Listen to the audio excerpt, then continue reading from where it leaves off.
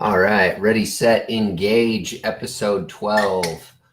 I had to hide out in the garage because my house is so loud and my daughter's watching My Little Pony and I can't, politely ask her to not do that in the front room. So we'll try it from the garage. It's a little bit quieter here unless the water heater kicks on.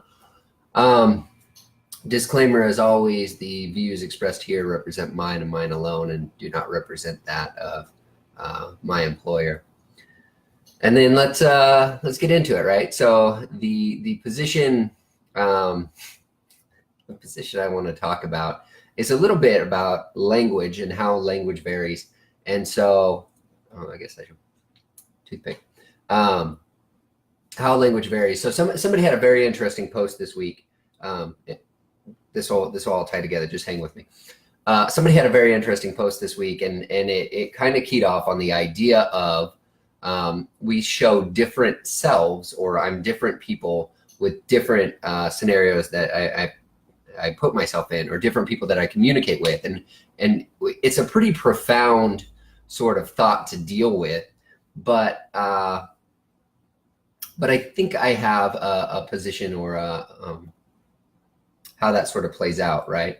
So look at it like this. Don't think of it as I'm a different self with every person that I encounter in every relationship that I have, right? Think of it as I show a different part of myself. And so you don't adjust, other people adjust. And there's these very funny sort of quotes that almost appear, profound by saying things like, trying to think of what it is or who it's by. It's something along the lines of, I'm not who I think I am. I'm not who you think I am. I am who I think you think I am, right? Which is kind of hard to disagree with. It's hard to argue with because it's like, wow, yeah, I could see a lot of rationalization, or I could totally believe that. Well, the problem becomes it's sort of scapegoatish or bullshit in a way, because it basically says like, hey, it's your fault that I am who I am. And if you told me that to me, like it's my fault or your fault that I am who I am, I would tell you to go fuck yourself in a nice way. Instead, the way to think of it is I'm me. Okay. But because we learn how to, basically we learn by creating schemas, right? Or creating what are known as heuristics. So do I have a ball here? If I said, how about this? Because apparently I've got this right here. If I said, think of a can, right? A lot of people would go and they would say, okay, well, the most common can is a pop can, right? And so, okay, I've got this cylindrical shape and it's partly shiny, and I know about the size and shape of that, right? And then you say, well, what about an oil can? Is an oil can a can? Well, yeah, it is. Okay, so still cylindrical shape, still sort of metallic body.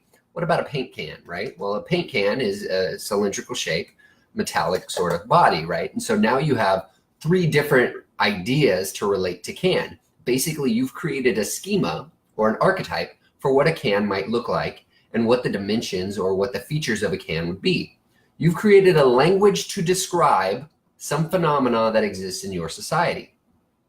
And as you start to interact with more cans, probably pop cans will be the most common, you start to refine the different shapes, colors, sizes, and interactions that you have with cans, okay? So you get very good at saying, well, 9 times out of 10, the can that I interact with is gonna be a pop can. So I wanna really refine that schema. And so if I look at the top, well, it's got this little clip thing that I pop, and then there's sort of an ovular shape related to where the liquid actually comes out. And it's got this dimmed in top such that I can stack up my cans of beer. And like you start building on this basic idea of a can being a cylindrical shape with a metallic body, right? And generally a flat bottom, or a bottom that allows you to set it down perpendicular. And so we use that to help build all the knowledge we have. If I tell you hat, you might say, well, a hat is something that goes on your head. It could be a sombrero, it could be a baseball cap, it could be all these things. It could be a cap that covers your ears. So you're building schema, and then you're refining schema over time, or sort of stratifying it, right? Which goes to our value systems. excuse me, your value system is a schema that you've taken and you've started to build facts on that gravitate over time or stratify over time. And so when we talk about, was I to the Bible yet? No, I was still to whatever the precursor was. The you versus me versus how we communicate. So we have this schema or this value system that is us, right? It's what we believe, and the personality, the relatively consistent set of traits that you embody on a given day-to-day basis.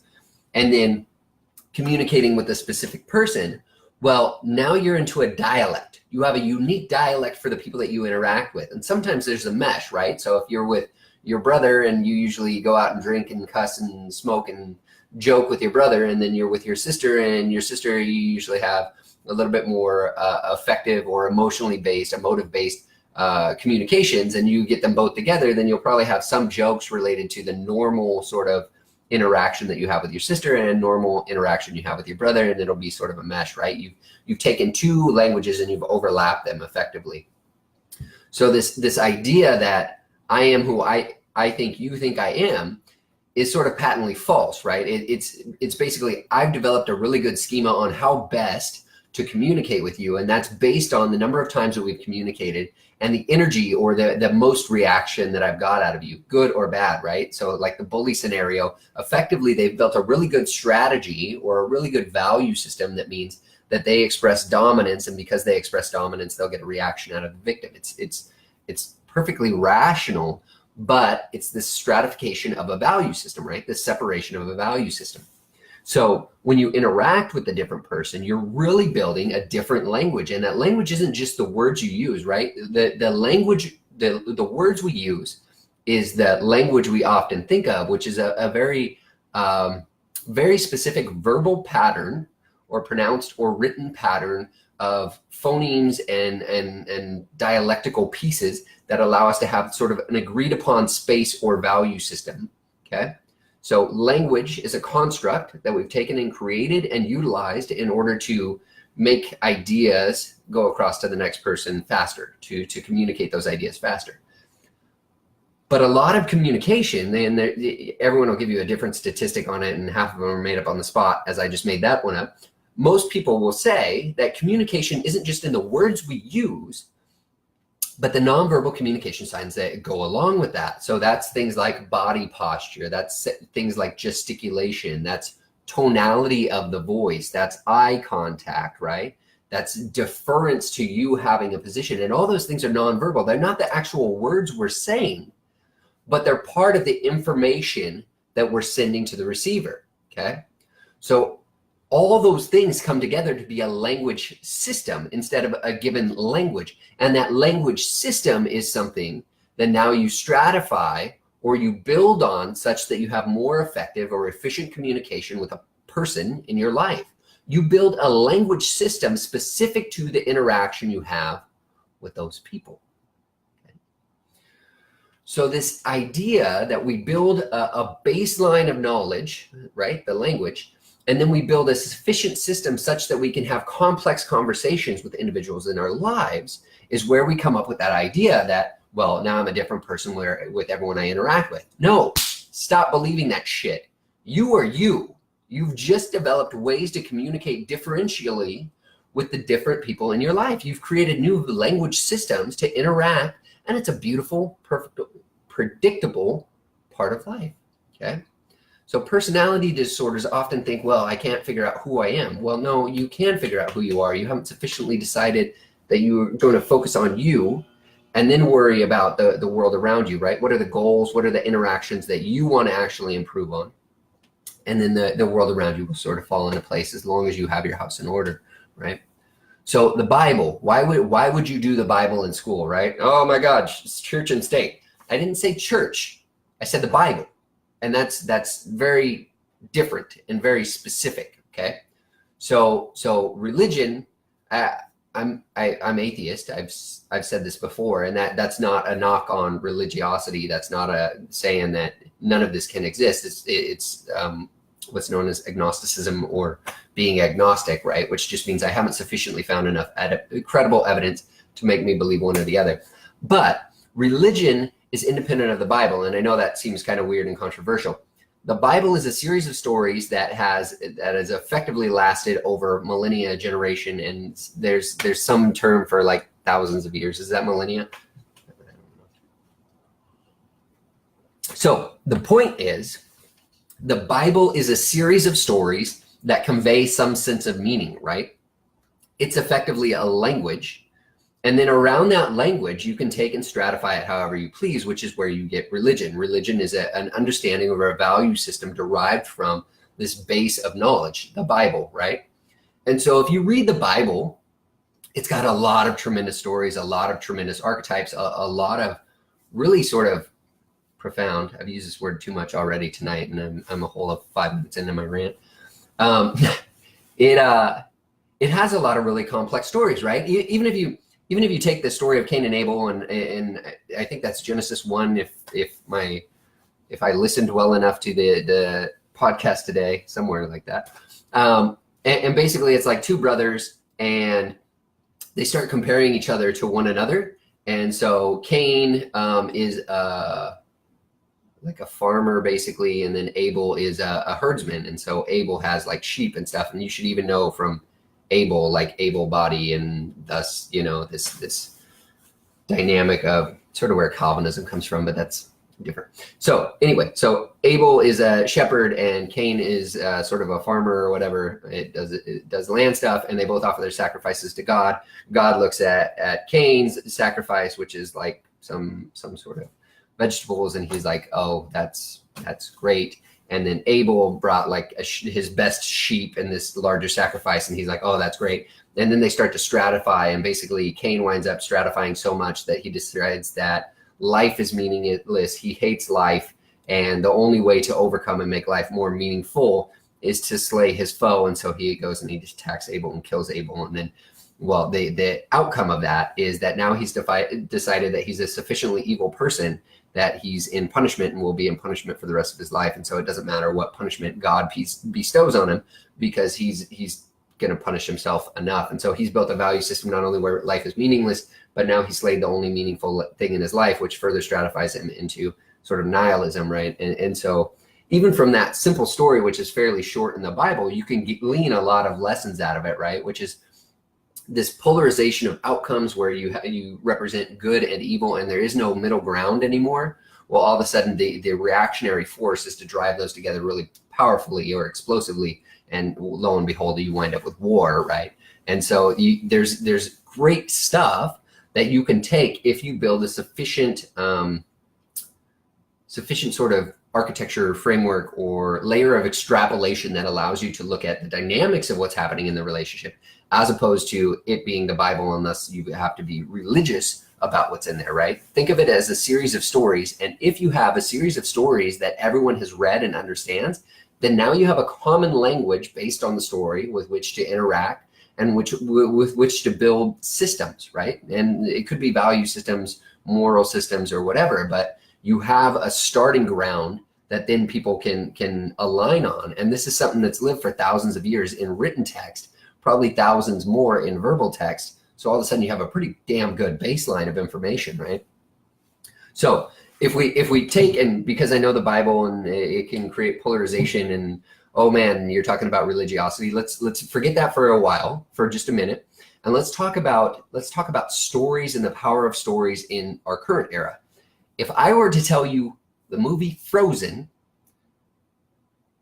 can serve as our paradigm to discuss this, most of you will have watched Frozen. And so now we have a baseline, right? You've got a couple princesses, you got Elsa and you got Anna, and they're sufficiently grown up. Tragedy strikes, and tragedy strikes a couple times. First is one doing the magic and the bang on the other's head, and then was like, oh man, I'm a horrible person, and building this value system that drew her away from her sister, right? This polarity.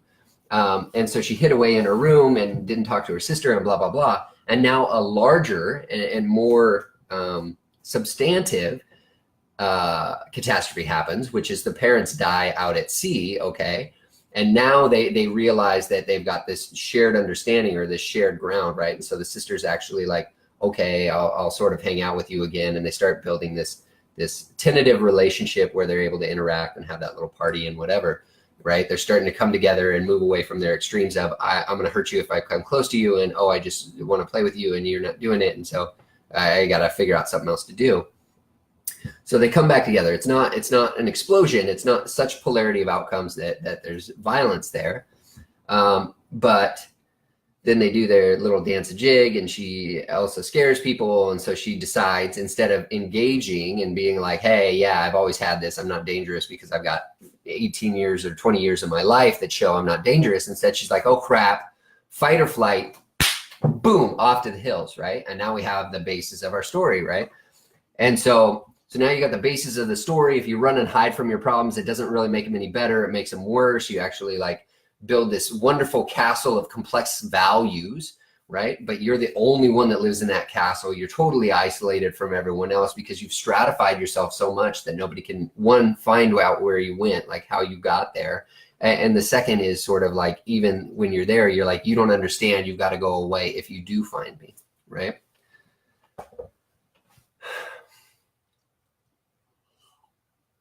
So by that, we're able to start building a shared story where we understand the same archetypical events that are happening, right? You bring in Hans. Hans has a lust for power, sort of this greed for power.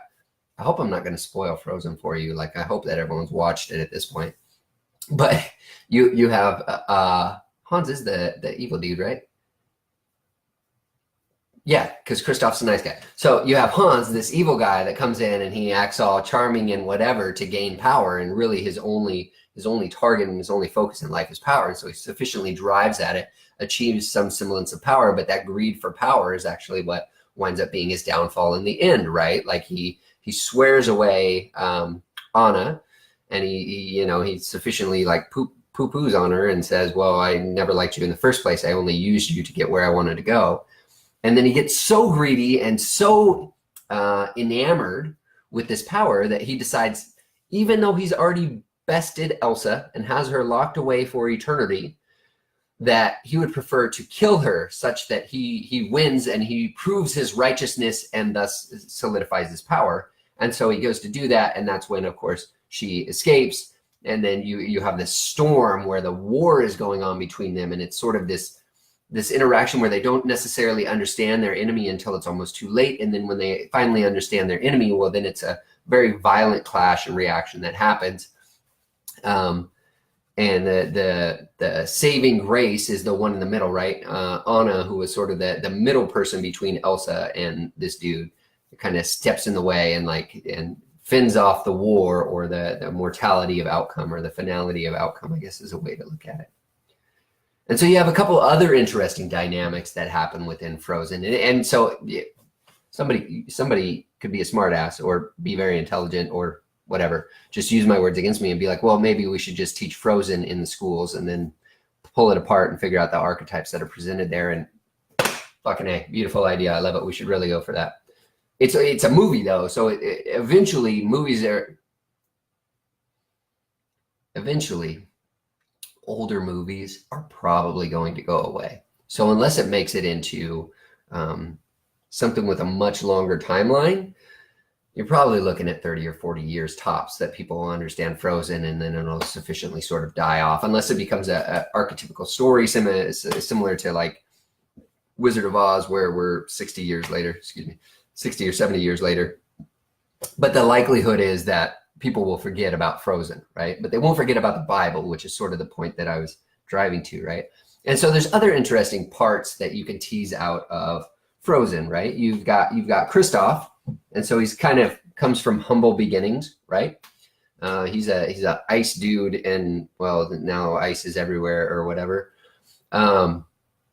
But he also goes and he sort of seeks out differentiated stuff. And so in the Bible, there's actually the story of Joseph, I believe, and he has a coat of many colors, which is sort of means he's well-traveled and he's gone a lot of places and experienced a lot of things. And so you've got Kristoff, who wanders into the woods and is just sort of discovering, and he encounters the trolls, and the trolls have a coat. It's a specific color, but they have that coat of arms or that cape on them. And they're very different from him, right? They're incredibly different from him, not the size, shape, color, background, belief system, or anything that he has, and yet he still befriends them, and not only befriends them, but he becomes basically a part of their lives and a part of their tribe, right? So the idea is that if you are sufficiently curious and you sufficiently engage in opportunities around you, then you can actually meet people that don't fit into the archetypical you, right? They don't meet the same dynamics of measure that we tend to look at in our Western society or our Western civilization at this point in time, right? Especially over the last 30, 50, maybe a couple hundred years, really. But so it's a very interesting story because he goes and he really engages with people who are different from him. And it's not that they fight. Instead, it's that they come together and build love and trust for one another, right? Which is, it's a good story. Of course, Kristoff isn't without fault because you got him and he goes into the store and who's the yoo-hoo big summer blowout, the big guy. But he goes into him and he's like, listen, Buster, blah, blah, blah. You just give me what I need or whatever. And then the guy stands up and lo and behold, it's almost like David and Goliath. And so Kristoff gets thrown out. So when he decided to trespass on the other guy, he wound up getting shut down and summarily thrown out. And so it's sort of this idea of don't trespass on somebody else, always assume good intent and put your best foot forward or your best face forward, I suppose, is a way to look at it. Yeah. So having a good story allows us to have a similar base of conversation or a similar grounds from which we can start having real conversations and tease apart, look for learnings, and then share the learnings, right? I've sufficiently decided that going on this story topic, that it's very dangerous to think like me these days. And so part of the reason for that is when you look at historical stories that are very well known and many of us can refer to, you might wind up thinking about Romeo and Juliet. And so Romeo and Juliet again shows this sort of archetype or the stratification of perspective, right? And so everyone will be like, oh yeah, you've got the Montague and the Capulets, and they don't really like each other, two warring houses and blah, blah, blah, which is fine. And so there's something that makes Romeo question his value system, which is he goes and he visits the Capulets and then he sees Juliet. And I mean, there's people break it if you really want to get into some deep understanding or a deep rationalization of Romeo. Some people will say that he was a young pervert that was because he was in love with Rosaline before, and so he was really just looking for anybody that would be interested in him. We'll skip that for a second. So he goes to this party, he meets Juliet, and his mind's blown. He's enamored, right? And so he kind of asks a neutral party. I believe he asked either Benvolio or Mercutio, and both of those names, by the way, are archetypes which are interesting to dig into. So Benvolio, benevolence, right? So sort of that moderation of perspective. So Benvolio is actually, when you go to the etymology or the history of the word, probably comes from benevolence. Makes a lot of sense. He's a very sort of timid or somewhat rational guy. Mercutio, well, that name is very interesting. And so if you sort of boil it down to the etymological source or the where the word came from by most rationalization, you actually come from Mercury. Who is Mercury? Well, Mercury is the messenger of the gods. Okay. So how does that play in? Well, when you get sufficiently into the story, you realize that the Capulets and the Montagues don't like each other, and is it Tybalt says, "Hey Romeo, stay the hell out of my house," right? And Romeo's like, "Hey, I'll do what I want. You're not my mom. Like, respect my authority, whatever." And then Mercutio has this very interesting scene, right? And so it's, if you watch the movie, it's when they're at like the theater thing out on the beach, and if you read sort of analysis of it, people will say that he was on psychedelic, okay? So they're sort of hanging out, and Mercutio says to Romeo, "Oh, where have you been?" And Romeo's like, "Well, I've been with Juliet." Is sort of the thing, and he probably says it a lot more poetic. And then Mercutio launches into this monologue, right? And he's like, "Oh, I see Queen Mab hath been with you. She is a fairy's midwife, and she comes in shape no larger than an agate stone, on the forefinger of an altar man, drawn by a team of little atomies athwart men's noses as they lie asleep. Her wagon spokes made of long spiders' legs, the cover of the wings of grasshoppers, the traces of the smallest spider's web. And in this state, she gallops night by night." And he starts building like this whole narrative, right, of how evil Queen Mab is, because she's the antithesis or the antithetical persona to goodness and righteousness, which is Romeo. It's a really beautiful monologue. It's very fascinating. And then basically, like, the heat of the moment becomes that there's a conflict that erupts between Tybalt and Romeo. And the middleman, of course, is Mercutio. And he's like, "Hey, there is no issue here. There is no issue here. Sort of stop." And then in their scuffling, he actually gets stabbed or pierced. In the Leo movie, he gets shot, whatever. But he winds up bleeding out, and basically he comes down and he says, "Well, a curse be on both your houses, a curse be on both your houses," right? Which is this idea that he was the messenger of the gods, in that he was setting this precedent of, hey, I'm going to distill the information that's going on, set this archetype of good versus evil, and then at the end, it's both of you and this conflict between you that actually slays me. And so I set the expectation that both of you will suffer the force of it, right? So it sort of becomes this self-fulfilling prophecy, and then there's the conflict of love and their outcomes and how they try and work around this excitation between the opposing forces, right? They try and prevent the explosion by going and taking something that makes them appear dead, such that everyone mourns, and that allows them to sort of relax the tensions and come back together. And then it's a miscommunication that causes her to go kill herself after he was supposed to kill himself. And then I'm sure you know the story. But so out of that, we have a story that was written some like 400 or 500 years ago that we're able to use as a language to communicate about the archetypes or about the dynamics of what's going on there, right?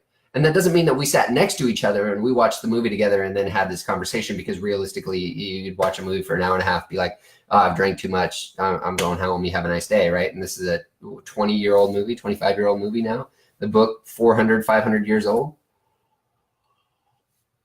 So the point is that a really good story, a sufficiently good story to preserve itself over time or be interesting enough for us to tell over time, allows us to build a common language or a common lexicon from which we can dialogue and come away with new learnings and new value systems or discussion of value systems, right? We come away with this ability to rationalize between what we took from it and what somebody else does, because we're focusing on this median ground or the lexicon of the movie that we actually watched. So when I say teach the Bible, again, it's not that we should take and teach religion. It's not that we should try and indoctrinate people to religion.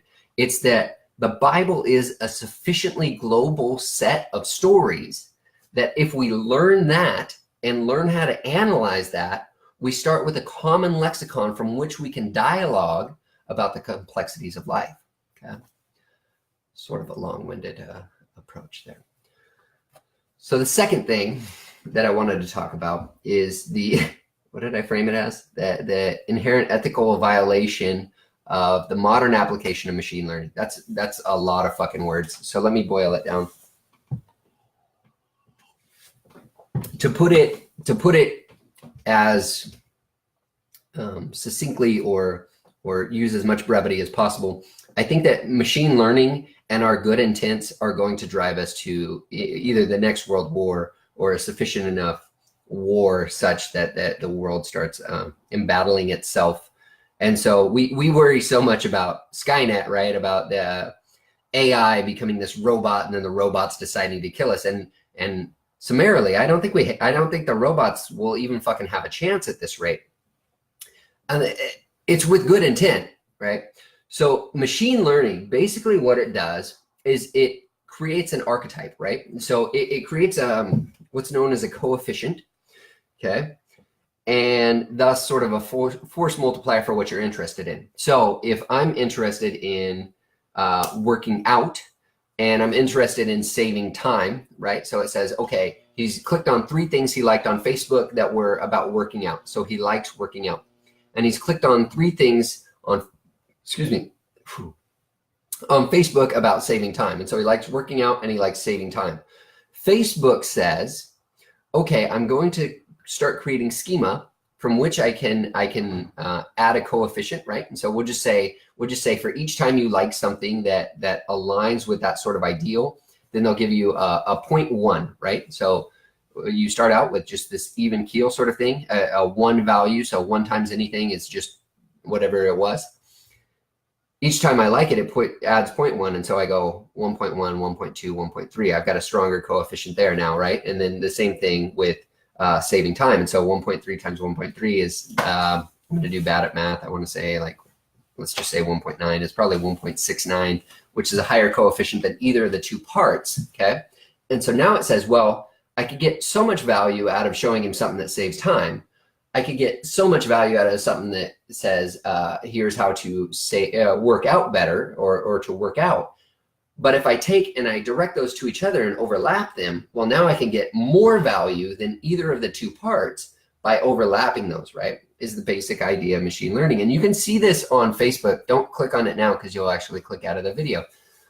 But later when you get bored, you can go to, over on the right, there should be a little drop-down menu for settings. And if you go to that and you open up settings, then over on the left-hand side, there should be something that says ads. And I believe it's that screen that'll show you, but it'll start showing you things you're interested in, which are effectively things you clicked on and said you liked. And it's pretty good. It's actually pretty good at saying like what your political views are, what the age of people in your household are, where you like going on vacation. And so it starts adding these coefficients for all those things.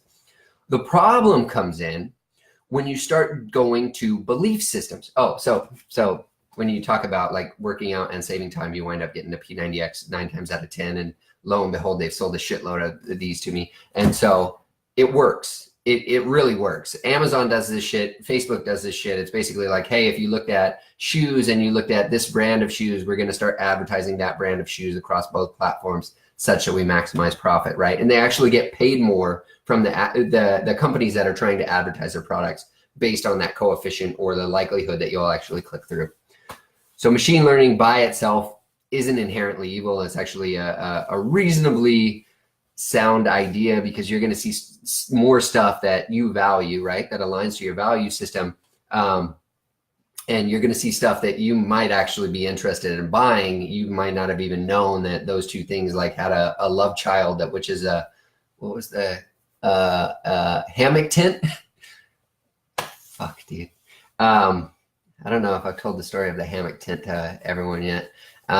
But it's basically like you take 2 premises and you overlap them, and lo and behold, you have something that matches both things. The hammock tent is actually a frightening thing sort of related to machine learning, so I guess we can cover it here. If you have a Facebook Messenger on your phone and you have Facebook installed on your phone, don't be alarmed. But when you enable Messenger, you enable it to record audio. And so it actually sort of passes through that audio, and then it takes and likely sends it to the cloud. And I don't know their algorithm. I'm just going to tell you functionally how it works. It takes and it passes that through to be able to discern sort of what you're talking about. And then out of that, it pulls sort of buzzwords or trends. And thus it takes that information and sends it over to the Facebook app if you have it on your phone. And the Facebook app then is able to use that coefficients that were gleaned from your conversation such that it can now advertise to you better. And so we were at a barbecue. I had never heard of a hammock tent in my life. About a week or 2 before, I had talked to my wife and been like, hey, can I buy a 1-person tent so when I go out on the trail, I'm able to stay out there? And she's like, yeah, sure, go to REI, buy a thing. So I went, bought a tent, right? Did not search for it or anything, went to REI, scanned the shelves, bought a tent. So there's no record of me looking up fucking tents.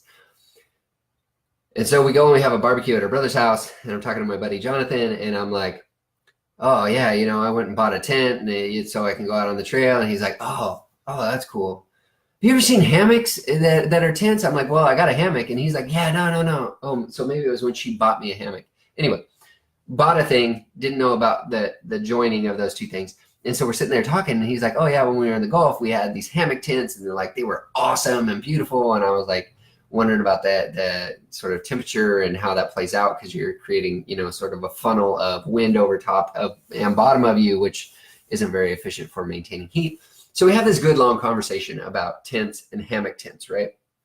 And then I'm sitting there and I'm drinking my beer, and I pop open Facebook on my phone because there was a quiet minute, and the first advertisement I see is for hammock tents. And I'm like, dude, you're not going to fucking believe this. And I take it and I show it to him. I'm like, I've never looked for anything like this in my life. I don't know how I had Messenger on my phone. And he's like, that's crazy, bro. That's fucking crazy. And then he opens his phone and he looks at Facebook, and lo and behold, it's got the same goddamn advertisement. He's never looked for him in his life. And so if you've got Messenger, there's probably a machine learning algorithm that's sort of siphoning off some of the buzzwords you use such that it can do advertising to you. It's not a good thing. It's not meant to be nefarious. It's meant to actually increase your probability of buying stuff you're interested in, even if you didn't know you were interested. And it's probably also to maximize their profits. So with that in mind, I've deleted Messenger and Facebook off my phone, and I just use the web app, which is why I'm always slow. If you send me a message on Facebook, it'll take me probably a day or half a day to sit down at a computer and sufficiently go into it. So the inherent ethics violation to machine learning. Well, we just talked about how it's creating coefficients, right? So it's creating coefficients of a value system for you. So it's building the language that you use when you're on a computer or when you're interacting with the device. And now that language helps to garner increased language and increased efficiency of language with that system, right? You're dealing with a language system specific to your online interactions, okay? So with shopping, we're sort of like, it's somewhat win-win. I buy more shit that I don't want to use the word need. I wanted. And it makes more money from advertising those things to me. And so it's sort of this interesting symbiotic relationship, and realistically, maybe it makes us spend more than we need to. That's well and good. But what happens when politics becomes a coefficient? Okay. When values or your value systems, your religion becomes a coefficient. Well, we just said that it's very good at building these networks of coefficients to increase the likelihood that you follow that to a given viewpoint. And so when you look at the stratification that's happening in modern media right now, right, you have for politics, you have incredibly liberal media sources, you have incredibly conservative media sources, but you don't have too many in the middle, right? You don't have too much centricity there. Why do you not have too much? Well, I think that it has a lot to do with machine learning, because the polarization that you start seeing builds on the value system, and that value system builds your likelihood to go back to those media sources. And so they've got really good at showing you the media sources that align to your political views. Your political views have gotten really good at saying stuff that allows you to build more value or more interest in going back to them. And because you're going back to them more, it builds that coefficient such that the efficiency actually drives very rapidly into this outcome. And so I was sitting in bed like 2 nights ago, and it was hard to go to sleep because I figured out, I was sitting there thinking to myself, and I'm like, it's almost like the Neo in the Matrix. I was like, I just learned how hypnotism works. And it's frightening. Hypnotism is real, first of all, excuse me. Second of all, it's just a value system. It's a starting point of shared language, and then a use of compliance techniques such to rapidly and acutely build a value system that you believe in, okay? Which means that when you go to the county fair, or when you go to a clinical psychologist, you can start from either one, but both of them are starting with a position of authority. So when you deal with a clinical psychologist, you're like, oh, well, he's a doctor and he might wear a lab coat and sit in the power position within his fancy chair while I lay in a subordinate position on the couch. You're already starting to build this dynamic. And then when you're in the fair scenario, well, it's the great who's about it or boobadigu or baba dibu. It's somebody great, magnificent, whatever, right? And so the first thing is you recognize, oh, there's this thing going on. There's this hypnosis, okay? And you can start with skepticism or you can start with not. And then you read this thing and it says, oh, well, he's an expert. And then you say, okay, well, is he an expert? And so hypnotism doesn't work on everyone, which is a nice way of saying that not everyone is going to buy into your value system, however interesting or well prepared your compliance techniques are. But people who are going to buy into it actually start their hypnosis before they even show up in the stadium, before they even sit down in the chair, because they've already put you in a power position, and their likelihood or their coefficient of believing what you say actually starts to levitate or grow just based on your title or your expertise that's exemplified in whatever notice they found in order to discover you. And then you show up, and one of the techniques that hypnosis uses is what's known as pacing, okay? So it goes like this, okay?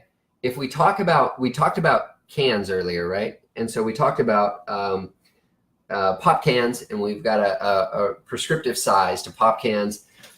And I showed you this paint can, and I said, this is a can. And you all were like, that's fucking terrific. Why are you showing me old paint? And I was like, yeah, of course. And we talked about oil cans, right, or gas cans, and they sort of have this prescriptive shape. Oh, I have a gas can over there. I should have grabbed it. But so you build this archetype for cans, right?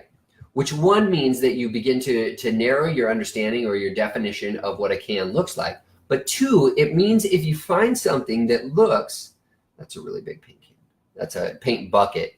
But if you find something that looks like that same shape, then you can rapidly look at it and say, oh, well, that's a can.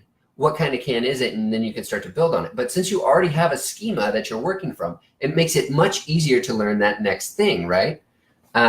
And so basically what they do is they find existing schema that you have or that you believe in, right? And this can be things like your breathing, okay? So your breathing and your awareness of your breathing is actually a schema that you have, which is where they say, okay, notice your breathing, take a deep breath. And as you exhale, I want you to do this, this, this, this. So they're building a correlation to that existing schema, and thus they're increasing your likelihood that you take what you know or what you have and associate it to whatever they're telling you. And then they take this new schema of what they're telling you and then they build off of it. So they start using whatever you have and what you know and the compliance strategies that exist in order to drive you to some polarity of outcome, right? And then you'll say, well, hypnotism doesn't exist because it doesn't work on everyone, right? Well, religion doesn't work on everyone either. And part of the reason is because you approach it with a sufficient value system that says, well, that's not the truth. And now you'll look for facts that reinforce that value system such that drive you polarizingly or with purpose away from the value system of religion. It's predictable, okay? Not that it's right or wrong. It's just predictable. It's just schema and how we learn. And so if you approach a hypnotist and you say, well, hypnosis is bullshit, if you've ever done the fair experience, basically they'll pull up like 20 people and they'll sit them down and they'll start talking and they'll start going through the pacing and they'll start going through some of the compliance strategies. And then he'll wind up weaning off the people that don't believe in him, right? The people who aren't impacted or aren't influenced by the things he's doing because the strategies are sound. But if you have a value system that says the strategies won't work, then you're going to be critical or skeptical of everything he says such that they sufficiently won't work. It's fascinating, but it's exactly how a value system works. And so when you talk about hypnosis for an outcome, right? So some people use hypnosis for, okay, well, I want to quit smoking. And so I'm going to go to a psychiatrist and I'm going to have him put me under and hypnotize me and he's going to make me quit smoking. And it works for some people. But some people also have a sufficient enough value system that when they come away the next day and they say, wow, I built this really fast value system and it was because I went and saw the psychiatrist and so the psychiatrist gave me this new stuff and then they go around some of this old behavior that led to this value system that said smoking was okay. Well, now they go through dissonance, right? They go through, this is what I currently believe. This is what I believed over time and I did that for a lot longer, right? And so now you have a dilemma. And so your predicated behavior or your previous behavior is different from your current behavior. And you have to decide, well, is this more valuable to me or more core to my existence, or this one? And some people will decide, well, this one is because I did it for longer. I have more friends that do this. I have more experience and facts that tell me that this is the case instead of this that I went and talked to a psychiatrist. And so they'll give up this that they went and talked to a psychiatrist. They determine that this value system has more gravity to it or more draw to it, and such they give up on that one. That doesn't mean that never exists. It just means that it's got a lot of sort of inertia against it, okay? So when you talk about machine learning and polarization, it's building a value system, and it's able to do that over time. It's not hypnosis per se, because hypnosis we generally think of measured in hours and minutes and like a day, right? It's a very acute value system that you build, but it's also not sufficiently as long as you discovering this stuff haphazardly over time. It's actually pretty focused, okay? So the point is that machine learning builds efficiency into stratification of a value system, and that stratification of a value system can lead to really fucking bad outcomes, because as soon, and this happens at all sorts of levels. I think my episode 11, we talked about the people who disagreed with my premise for a value system, and they went through I disagree with the facts to the I'm going to attack you because if I kill you, then your facts don't matter, to okay, I'm going to be a victim and now you're the persecutor, and because you're attacking me, then you lose your position and thus your facts don't matter, to okay, I'm just going to stop talking to you because I have no grounds to stand on. And so that's an interesting spot, but it also puts me in sort of that median ground, which is exactly where Mercutio was when he got summarily assassinated and killed. So you have this value system, right? And as you draw those value systems apart, you create almost that polarity of outcome similar to chemistry, acid and base. And if you get sufficiently far on the pH scale and then you come together, you wind up with explosion, or you wind up with a super acute exothermic reaction. It's that nice way of putting it, which means heat is produced, and it's produced very rapidly. If you're sufficiently able to draw towards the middle, then all of a sudden you're improving the outcome and you're less likely to have that catastrophic explosion. So the problem with machine learning is actually that it's so goddamn efficient that it drives you faster to that outcome.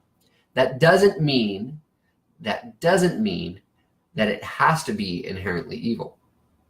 And the way to provide a check against it is to build facts or differentiated viewpoints that are similarly off of neutrality, but with a polarity of outcome or a differentiated outcome. So this one should drive you closer to centric. This one can drive you closer to whatever you believe, such that they can advertise. But as long as it presents both, and I would favor the coefficient that actually draws you back towards centricity if we're going to avoid that ethical dilemma, and then of course the catastrophic war, or the finality of outcome where we decide that the other person's values are so far off from ours that there is no possible means to middle ground or compromise, but instead we must exterminate the other. And so when you talk about war, that's basically what war is, right? If you talk about the Civil War, oh shit, I shouldn't talk about the Civil War because there's so much depth to understanding there.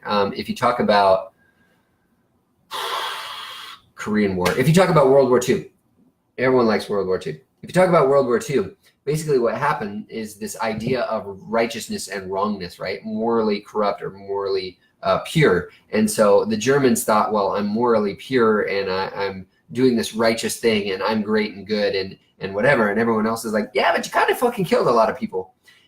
And because you killed a lot of people, basically what they decided on is our value system is right. And in order to preserve our value system, we have to kill a lot of people that disagree with our value system or don't match our value system. So they started killing Jewish people, right? Frightening. But in order to sufficiently stop that duality of outcome, everyone else decided, well, the way to do that isn't to drive you guys to compromise and make you kiss and love and give up on this whole idea that that's the only answer. Instead, we decided, well, that's easy, right? So you've got the Jews who are being killed by the Nazis because the Nazis' value system is differentiated and says that they're more righteous or valuable than the Jews. And so they exterminate the people that, you know, would draw them away from their righteousness. And then the world comes in, and the world's like, well, our value system is more important than your value system. And so in order for our value system to persist, we're going to exterminate you. And so they actually kill people who have differentiated views, which is exactly the moral dilemma that was happening between the Jews and, or the sort of the Jews. It was pretty much everyone who wasn't Hitler and the Nazi party basically is how it boils down, because they actually killed a lot of people around the world and continued to grow their empire to show that they were right and their righteousness would help preserve them. And so we create this paradigm where I decided that your life doesn't matter because your view system isn't my view system and my view system is right, to, okay, you won that war. Good job, Nazis. And now the world comes back and says, well, our value system is better than your value system, and so we need to exterminate you, which when you think of it from a logical paradigm, they've just perpetrated the same injustice onto these people as these people perpetrated onto somebody else. And so it's sort of a dog-eat-dog world. And we didn't get to a neutrality point. Instead, we sufficiently exterminated the opposing view such that it went away. Thus is war. And so the thing to take away is that if machine learning is incredibly efficient at drawing us apart, then the only way to counterbalance that or to counteract that is actually to look for how to come towards center. It's not to jump over the fucking bar and go from being an extreme acid over to being an extreme base. Instead, it's just to go towards alkaline or that central pH, right? And so machine learning isn't intended to be bad. It's not meant to be the end of the world sort of thing, but it is taking our opinions and helping us solidify and thus drive towards some sort of efficiency of a value system, which should be frightening to everyone. So how do you start changing it, right? How do you start hacking it? And this is something we talked about. I don't remember what episode at this point. Like, I can't believe I've had 12 sessions of sitting down and fucking talking and drinking a lot of whiskey. How do you fix it? How do you fix the stratification of a value system? Well, okay, hold on. There's one other topic on stratification of value system. Happiness at the extreme is scary. Not bad, scary. And sadness at its extreme is scary. Depression is a value system. And so I'm going to talk about my son for a minute, and don't tell him because he'll get upset and beat me up. My son this morning dropped his pomade in the toilet, and you would have thought the fucking world ended, okay? Not like he was like throwing shit around, because that doesn't fly. But he took him dropping something in the toilet, which, by the way, think of the toilet, it's 5 gallons of fresh water. Like, we're very wasteful. And so you have a gallon basin with 5 gallons of water that flush through it. You've sufficiently diluted most stuff that's going to be in there. And you have a goddamn sink right next to you. You can wash this thing off. But he took that one event, just thing hits fresh water in a basin. And he said, oh my God, I dropped it in the toilet and this is such bad luck and blah, the day. And so, like, he had a miserable shower. He comes downstairs and he's grumpy, and Patty looks at him and is like, what the fuck is your problem? And then she gets irritated because he's irritated, and they're just irritated together, and the emotions are picking up and all this stuff. He was building a value system for the day, which said the day was going to be fucking terrible because there was an accident that took place and he dropped something within a basin of fresh water. And I was like, so did you wash it? And he says, no, I didn't. Okay, so you've sufficiently decided on a value system, you've struck to it, and you've figured out all the minor details that reinforce this idea that the entire day is going to be sufficiently terrible. That's how fast you can build a value system. And so the way to fix it isn't to never have bad days. Bad days will fucking happen, okay? The way to fix it is to look for how you can have a sufficiently better day than the day you plan to have of that misery. Okay, it's not I'm gonna have the happiest fucking day since Bing Crosby danced with Danny fucking Kaye. It's just enough, just a little bit better than average. Okay, and you set that as your goal, and you start looking for 2 or 3 things you can do today that will drive you to have a sufficiently better day than what you would have had otherwise. I was thinking about it on the drive in today, and my dad and I used to play chess. He taught me to play chess. And by the way, if you ever play with your dad and he says, I want to teach you to play chess, I want you to bet on him teaching you the 4 moves that will win a fucking game. Like literally you can win a game of chess in 4 moves. And it is infuriating if you don't notice the pattern. So like we did that a couple times, probably 2 or 3 times. I think we've only played a dozen or 2 games. And he must have beat me like 3 to 5 times using the differentiated pattern between those 4 things. Like basically you have 4 different patterns that you can follow. Well, that 4 different characters that move, which is probably 16 different patterns. And so there's a layer of complexity there just in the math. But I didn't win every game. I didn't beat my father or win that contest of existential right and wrong, right? Like this duality of right and wrong.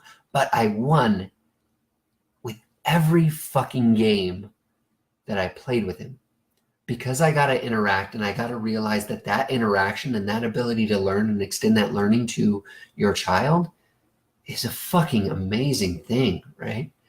And it also teaches you that you're not going to win every fucking game. Like I've probably, if we had an ELO system, which is just a system of rating related to games and your probability of winning over a similarly skilled, it's a complex system. It basically, there's a system that evaluates how likely you are to win against an opponent, and that becomes their likelihood to win against a next opponent, and you get a framework for how to bet on probability of outcome. If I were to do that, I probably won close to half the games, probably not totally half, but I learned in each one, and the learning was just as good as the loss was just as good as the win, because in both places I had small wins and losses within the game.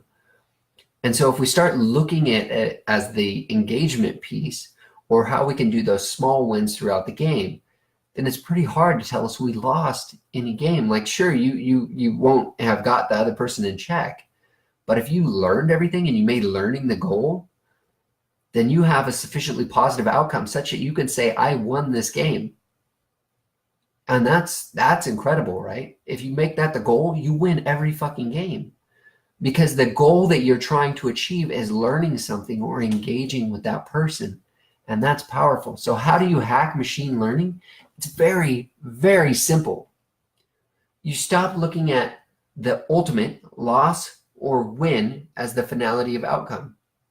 And instead you look on just being a little more happy, just learning a little bit more, just engaging a little bit more. So we've already said that machine learning is going to stratify you to whatever political ends you have. It's very efficient at determining your value system and then pushing that value system forward. And so here's the way to hack it, okay? And I talked about this without getting as complex in one of the earlier videos. It's basically this. Go on your Facebook feed. After this video ends, go on your Facebook feed and like 5 things. Not 5 arbitrary things. Not 5 polarized things. Not political things. Go on your thread or go on your feed and look for 5 friends that are smiling, that are having a good time, that are on a vacation or spending time with their family, and start liking those things. And what's going to happen is that Facebook is sufficiently going to decide that your value system is happiness. And then its algorithms that it uses to generate the feed will use that as the most important coefficient. And it may take a day or 2 or 3 or 4. I don't know. Depends on how sufficiently hard you've been pushed towards these coefficients of outcome.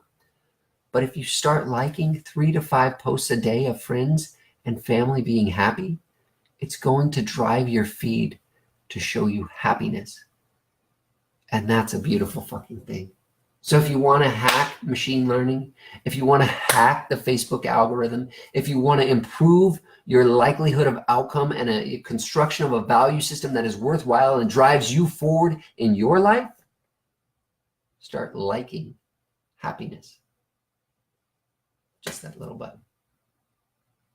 And that's all I got. If you watched this long, I took an hour. I'm so happy to spend this time with you. It's been quiet, so I must have either ranted enough to scare people off or ranted enough such that people listened. But thank you so much for being here. I appreciate your time, and we'll see you next time. That was Ready, Set, and Engage, episode 12.